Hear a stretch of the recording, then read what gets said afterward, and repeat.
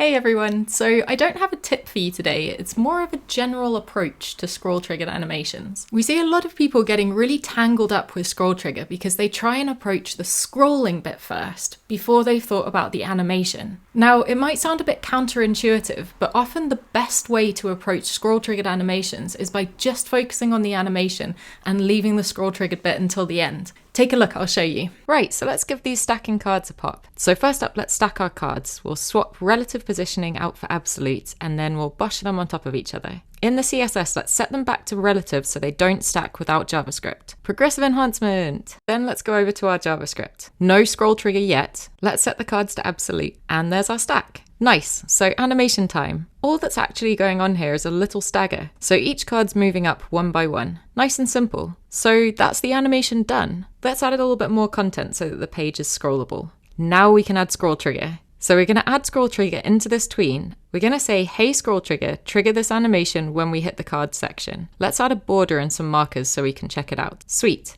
Let's make the start point when the top of the card section hits the top of the screen. Great, so that's working, but it's just playing through once when it hits the trigger point. We want to tie the animation to the scroll progress, so we'll use scrub true. We also want to pin this section while the animation is playing. Awesome, that's more like it. It feels a bit fast though, so how do we slow this down? So logically, maybe duration, right? But duration doesn't seem to be doing anything. That's because the animation's tied to the scroll and it's stretched out between the start and end trigger on the page. Here's the start and here's the end. So if we want it to last longer, we have to move the end trigger further down. Take a look at the pixel distance. 200 pixels, super fast animation. 2000 pixels, slower animation. So rather than duration, we're going for distance. Nice. And that's the lot. Simple scroll triggered animations. I hope this was helpful and we'll see you next time. Bye.